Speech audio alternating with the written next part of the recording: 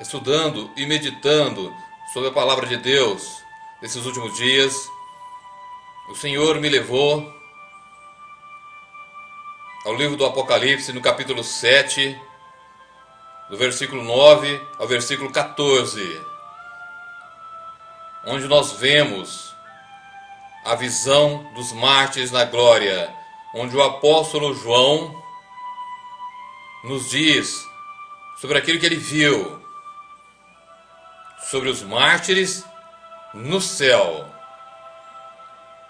E algo me chamou muito a atenção, porque exatamente aquilo que o Senhor vem por inúmeros homens de Deus dizendo a respeito da necessidade de uma mudança de vida, sobre a necessidade de se voltar toda a sua igreja para Ele, e ainda sobre a realidade do arrebatamento e de quem sobe e de quem fica, está neste texto. Apocalipse 7, do versículo 9 ao versículo 14. Veja o que o Senhor nos revela. Guarde isso no seu coração, pois é uma revelação do Deus Altíssimo para cada um de nós, a começar de mim mesmo, que falo a vocês. Apocalipse 7, versículo 9, diz assim: Depois dessas coisas, olhei, e eis que uma multidão, a qual ninguém podia contar, de todas as nações, e tribos, e povos, e línguas, que estavam diante do trono e perante o Cordeiro, trajando vestes brancas e com palmas nas suas mãos, e clamavam com grande voz, dizendo: Salvação ao nosso Deus, que está assentado no trono, e ao Cordeiro. Pulo para o versículo 13. E um dos anciãos me falou, dizendo: Estes que estão vestidos de vestes brancas, quem são e de onde vieram? E João responde: E eu disse-lhe: Senhor, tu sabes. E ele disse-me: Estes são os que vieram da grande tribulação, lavaram as suas vestes e as branquearam no sangue do Cordeiro. Veja bem o que o Senhor nos revela aqui. No versículo 9, João viu uma multidão que ninguém podia contar, de nações, de tribos, povos, línguas, que estavam diante do Cordeiro, uma multidão impossível de calcular. Mas aqui está a grande revelação. Essa multidão não eram dos arrebatados, eram daqueles que, como diz o ancião no versículo 14, os mártires da grande tribulação, que lavaram as suas vestes e as branquearam no sangue do Cordeiro. E por que eu sei disso? Primeiro, no versículo 9, eles estavam com palmas nas suas mãos, eles não tinham coroas, porque a coroa é o galardão daquele que faz obras para o Deus Todo-Poderoso. E as palmas simbolizam a vitória, mas daquele que foi vitorioso até o fim, pela sua fé, mas ele não teve tempo de fazer uma obra para o Senhor. E literalmente, todas as versões dizem, no versículo 14, que são os mártires da grande tribulação. Aqui só há uma conclusão a se chegar. Aqueles que vão subir no arrebatamento da igreja são poucos, são muito poucos. E ainda, procurando e estudando em outros livros de teólogos e exegetas, eles todos concordam com isso. Esses que aqui estão, de uma multidão sem fim, eu repito, são dos mártires da grande tribulação, ou seja, da igreja apóstata, que não subiu no arrebatamento.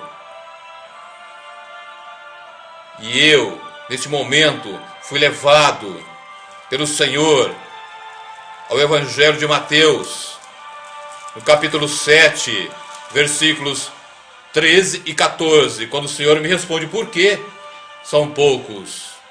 Por que não foram muitos da igreja que subiram no arrebatamento e que a maioria da igreja ficou e teve que pagar com a vida, sendo mártir para ser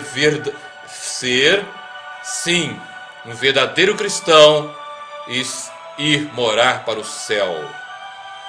É o Senhor que diz: entrai pela porta estreita, porque larga é a porta, espaçoso o caminho que conduz à perdição, e muitos são os que entram por ela. E porque estreita é a porta, e apertado o caminho que leva à vida, e poucos há que a encontrem. É Jesus falando. Poucos há que encontram a porta estreita e que caminham pelo caminho apertado. E eu perguntei, então, por quê? Porque são poucos que encontram. Ele me levou no mesmo capítulo de Mateus, no versículo 21, quando ele diz: nem todo aquele que diz Senhor, Senhor, entrará no reino dos céus, mas aquele que faz a vontade de meu Pai que está nos céus. Ou seja, aqueles que professam o nome de Jesus como Senhor não estão, em sua grande maioria, fazendo a vontade do Pai. São cristãos somente de declarar, mas a sua vida é um contra-testemunho contra o Evangelho, não contra o mundo. Por isso Jesus diz: são poucos que a encontram. E muitos sim, que caminham pelo caminho espaçoso e que entram pela porta larga. Eu então, continuando a orar ao Senhor, me vi diante da igreja do Senhor aqui na nossa querida pátria, no nosso querido Brasil. E o Senhor foi me colocando fatos do porquê que poucos sobem no arrebatamento. Deus, o Deus Todo-Poderoso, o Deus que é santo, o Deus que é perfeito, o Deus que é sagrado, o Deus que é amor e que é misericórdia, mas que é justo, que exerce justiça, tem algum dever para com o país, que apesar de ele ser considerado um dos maiores países cristãos do mundo, é um país que verdadeiramente odeia a Deus e a verdade. Será que Deus tem dever para com um país assim? Um país, uma nação, um povo que tem uma sociedade, que tem leis, que tem uma política que é totalmente corrupta. Uma nação que se esqueceu dos mandamentos de Deus. Um país que tem uma santa de barro como padroeira. E o Senhor me lembrou o Salmo 33, versículo 12. Feliz é a nação cujo Deus é o Senhor. Deus não é o Senhor da nação brasileira. Será que Deus tem obrigação, tem dever para com um país que é chamado de país do futebol, que é chamado de país do carnaval? Será que ele tem dever para com um país que usa milhões e milhões e milhões e milhões de reais a mais com futebol, com carnaval, do que com a propagação do Evangelho de Jesus? Um país que legalizou a prostituição e a pornografia no carnaval? Eu repito, legalizou a prostituição e a pornografia no carnaval? Deus tem obrigação com um país, com a nação, com um povo desse? E a igreja cristã, da qual eu faço parte, da qual você, que é cristão, faz parte? Qual o dever que Deus tem para com ela? Uma igreja que é mundana, que é idólatra, supersticiosa, uma igreja que não ora, que não vive o verdadeiro evangelho de Jesus, a mensagem da cruz, mas vive um falso evangelho, um evangelho diluído, um evangelho sem poder algum, um cristianismo baseado e sustentado por movimentos humanos, sustentado por crendices, sustentado por amuletos. Será que Deus tem dever para com a igreja assim? Para com o cristianismo vivido assim?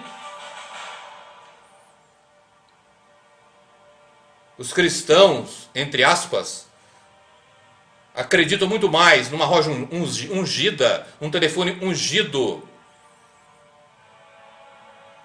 e tantas outras crendices em meia ungida, em redinha ungida e tantas outras superstições, lenço ungido, etc, etc, etc. Acredita muito mais nisso do que no evangelho sagrado de Jesus Cristo, do que na santa palavra de Deus. Um cristianismo onde 95% ou mais das igrejas pregam e vivem a miserável e famigerada teologia da prosperidade. Eu repito, qual o dever de Deus para uma igreja, para um cristianismo assim? Para uma igreja onde os pastores, onde os ministros de megas ministérios, de mega impérios estão constantemente envolvidos em lavagem de dinheiro, em corrupção, em adultérios, em idolatria. Igrejas que são empresas e nunca a coluna e firmeza da verdade, como nos diz a palavra de Deus. Deus tem obrigação para com uma igreja assim, para com um cristianismo assim? Uma igreja assim será arrebatada? Em hipótese alguma. Deus tem compromisso com quem deixou de ser a noiva do Cordeiro e se transformou em amante do mundo? Igreja onde a maioria, a começar do pastor, nunca nasceu de novo e continua dizendo que é cristã. Qual o dever de Deus para com uma igreja, para com o cristianismo assim? E para com uma nação como a brasileira? Responda-me. Pois eu creio que ele não tem dever algum. E o Senhor só não executou plenamente o seu juízo contra esta nação, contra nós, como a igreja, que representamos a igreja cristã, e também contra inúmeras outras nações do mundo, por uma só causa. Ele só não executou plenamente ainda o seu juízo contra este mundo perverso, contra essa sociedade sem Deus, contra essa igreja que caminha mais em favor e através de modelos e de sabedoria humana, de movimentos humanos, como já disse. Ele só não executou por uma razão. Lembra você de Abraão, quando ele intercedeu por Sodoma, em Gênesis 18? Lembra lá depois, leia lá depois. Gênesis 18, quando ele intercedeu por Sodoma. Somente Abraão intercedia por Sodoma. E o mesmo ocorre hoje. O que eu quero dizer é que existe uma pequena porcentagem e por causa de alguns poucos cristãos e de umas poucas igrejas que vivem intercedendo pela nação, pela igreja brasileira e inclusive pelo mundo, tão somente por isso o Senhor não executou ainda plenamente o seu juízo. Nós estamos vivendo debaixo de uma misericórdia do Senhor esticada ao extremo. Mas a palavra de Deus me diz que Deus é lento em se irar, mas não tem o culpado por inocente. Não duvide, o juízo de Deus, o julgamento de Deus está muito próximo, pois ele não tem compromisso algum, repito, com uma igreja e com uma nação que o odeia, assim como também a verdade da sua palavra.